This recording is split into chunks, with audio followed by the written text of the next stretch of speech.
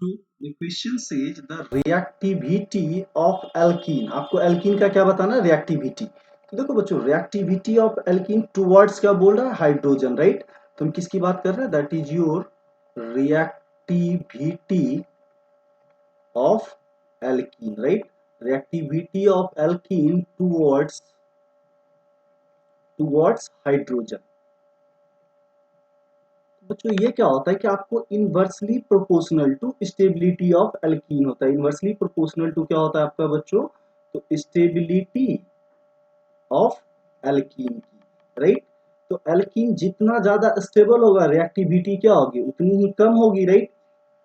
और यहाँ पे अगर हम बात करें स्टेबिलिटी ऑफ एल्कीन की, राइट, तो बच्चों अगर आपको क्या डिसाइड करना हो? Stability of alkene. तो स्टेबिलिटी ऑफ एल्कीन को हम लोग कैसे डिसाइड करते हैं? तो नंबर ऑफ अल्फा हाइड्रोजन से directly proportional to number of alpha hydrogen, right. और अल्फा हाइड्रोजन कहा जाता है बच्चों? तो हाइपर कंजुगेशन में ये क्या होता है? तो आपका हाइपर कंजुगेशन। आपको पता होना चाहिए कि बच्चों क्या होगा कि हाइपर कंजुगेशन से एल्कीन स्टेबलाइज होता है। इस डबल बॉन्ड के पास देखें तो इसके पास कोई अल्फा हाइड्रोजन नहीं है, तो यहाँ पे क्या होगा? तो जीरो अल्फा हाइड्रोजन, राइट। ये एल्कीन है और ये क्या हो गया? आपका अल्फा कार्बन हो गया, जीरो अल्फा हाइड्रोजन है। यहाँ पे देखो तो बच्चों क्या है? आपके पास दो डबल बॉन्ड है और यहाँ पे दो अल्फा कार्बन है। एक अल्फा कार्बन यहाँ है और एक अल्फा कार्बन यहाँ है, तो यहाँ टोटल कितना है? तो 6 अल्फा हाइड्रोजन है, राइट। सिमिलरली इसमें आए तो बच्चों ये डबल बॉन्ड है, तो ये क्या होगा? Alpha carbon. और यहाँ कितना है? तो 3 अल्फा हाइड्रोजन है, राइट। तो सबसे ज्यादा स्टेबल अगर हम बात करें स्टेबिलिटी ऑर्डर की, राइट, तो किसकी बात करेंगे? तो दैट इज योर स्टेबिलिटी की।